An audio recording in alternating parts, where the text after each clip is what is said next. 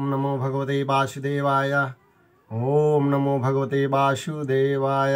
जय जय श्री राधे। कैसे बंधु आप सब? आशा है आप सब कुशल मंगल से होंगे। आज जीवन रसायन पे अगली चर्चा करते हैं। आप हमेशा अंदर का ध्यान रखो। पहले हमारा भीतरी पतन होता है, बाह्य ततन तो उसका परिणाम मात्र है। त्याग से हमेशा आनंद मिलता है। जब तक आपके पास एक भी चीज़ बाकी है तब तक आप उस चीज़ के बंधन में बंधे रहोगे। आघात व प्रत्याघात हमेशा समान विरोधी होते हैं। निश्चिंतता ही आरोग्यता की सबसे बड़ी दवाई है। सुख अपने सिर पर दुख का मुकुट पहन कर आता है।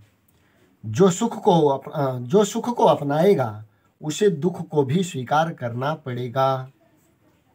मैं आत्मा सबका दृष्टा हूँ, मेरा दृष्टा कोई नहीं। हजारों में से कोई एक पुरुष भीतर से शांत चित्त वाला रहकर बाहर से संसारी जैसा व्यवहार कर सकता है। सत्य के लिए यदि शरीर का त्याग करना पड़े तो कर देना, यही आखिरी ममता है जो हमें तोड़नी होगी। भय चिंता बेचैनी से ऊपर उठो। भय चिंता बेचैनी से ऊपर उठो। आपको ज्ञान का अनुभव होगा। आपको कभी कोई हानि नहीं पहुंचा सकता। केवल आपके ख्यालात ही आपके पीछे पड़े हैं। प्रेम का अर्थ है अपने पड़ोसी तथा संपर्क में आने वालों के साथ अपनी वास्तविक अभेदता का अनुभव करना। ओ प्यारे, अपने खोए हुए आत्मा को एक बार खोज लो। धरती व आसमान के शासक आप ही हो। सदैव सम और प्रसन्न रहना ईश्वर की सर्वोपरि भक्ति है। जब तक चित्त में इतनी दृढ़ता न आ जाए कि शास्त्र की विधियों का पालन छोड़ देने से भी हृदय का यथार्थ भक्ति भाव नष्ट नहीं होगा, तब तक शास्त्र की विधियों को पालते रहो। जय जय श्री राधे। अब आगे हम चर्चा करेंगे जीवन रसायन में गुरु भक्ति। गुरु भक्ति एक अमोघ साधना है। नंबर 1, जन्म मरण के विषय चक्र से मुक्त होने का कोई मार्ग नहीं है। कोई मार्ग नहीं है क्या? सुख दुख, हर्ष शोक, लाभ हानि, मान अपमान की थप्पड़ों से बचने का कोई उपाय नहीं है क्या? है, अवश्य है। हे प्रिय आत्मन, नाशवान पदार्थों से अपना मन वापस लाकर सद्गुरु के चरण कमलों में, परमात्मा के चरण कमलों में, भगवान के चरण कमलों में लगाओ।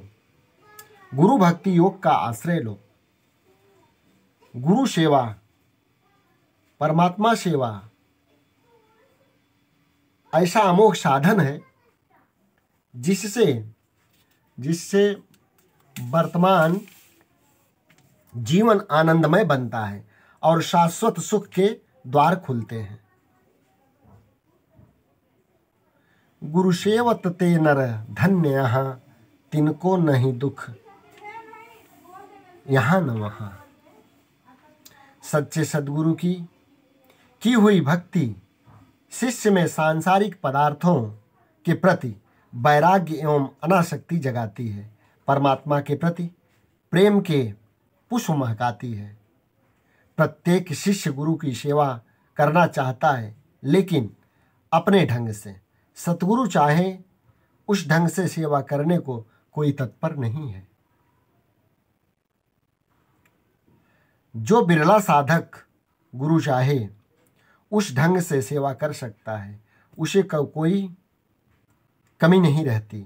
ब्रह्मनिष्ठ सद्गुरु की सेवा में उनकी कृपा प्राप्त होती है और उस कृपा से न मिल सके ऐसा तीनों लोकों में कुछ भी नहीं है।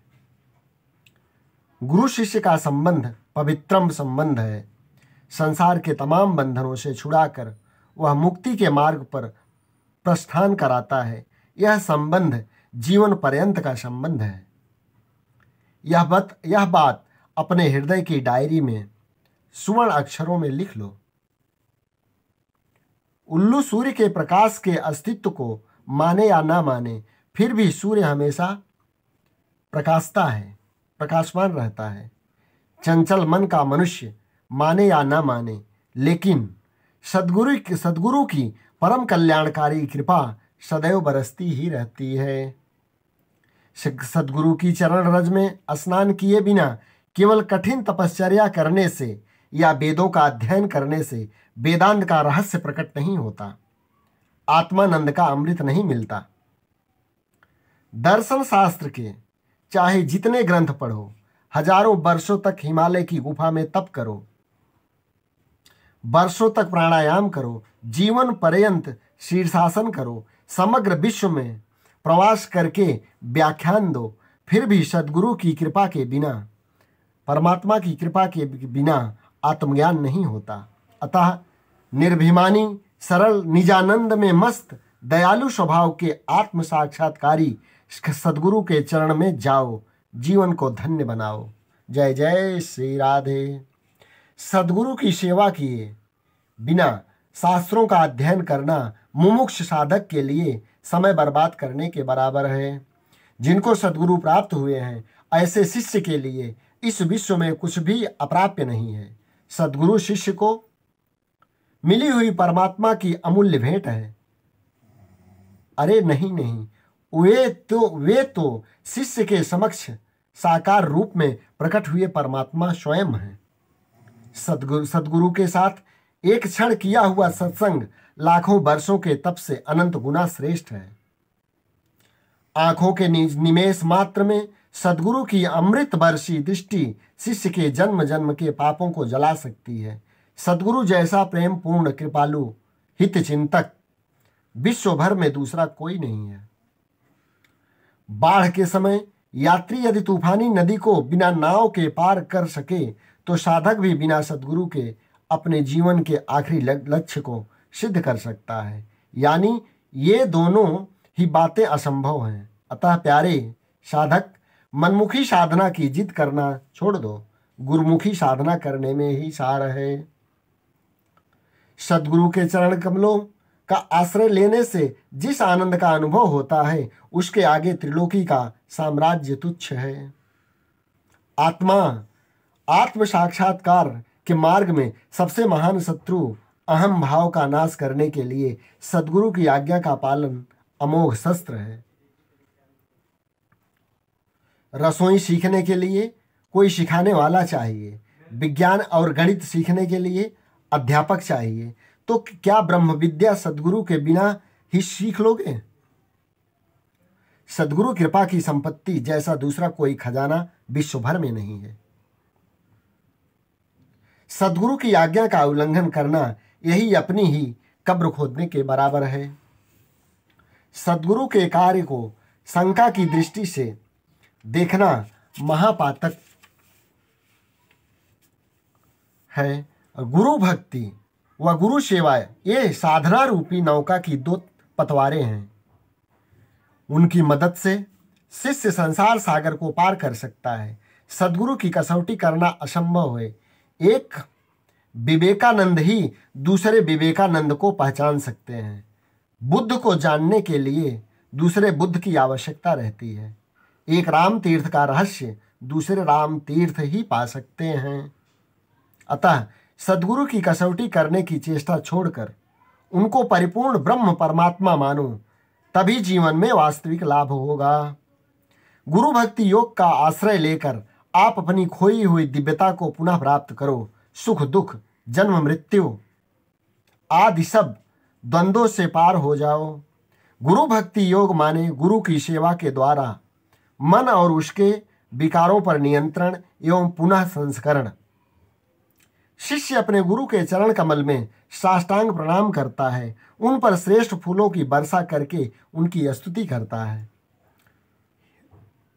हे परम पूज्य पवित्र गुरुदेव, मुझे सर्वोच्च सुख प्राप्त हुआ है। मैं ब्रह्मनिष्ठा से जन्म मृत्यु की परंपरा से मुक्त हुआ हूँ। मैं निर्विकल्प समाधि का शुद्ध सुख भोग रहा हूँ। जगत के किसी भी कोने में मैं मुक्तता से विचरण कर सकता हूँ। सब पर मेरी समदृष्टि है। मैंने प्राकृत मन का त्याग किया है। मैंने सब संकल्पों एवं रुचि अरुचि का भी त्याग किया है। अब मैं अखंड शांति में विश्रांति पा रहा हूँ, आनंदमय हो रहा हूँ। मैं इस पूर्ण अवस्था का वर्णन नहीं कर पाता। हे पूज्य गुरुदेव, मैं अवाक बन गया हूँ। इस दुस्तर भावसागर को पार करने में आपने मुझे सहाय की है। अब तक मुझे केवल मेरे शरीर में ही संपूर्ण विश्वास था। मैंने विभिन्न योनियों में असंख्य जन्म लिए। ऐसी सर्वोच्च निर्भय अवस्था मुझे कौन से पवित्र कर्मों के कारण प्राप्त हुई, यह मैं नहीं जानता।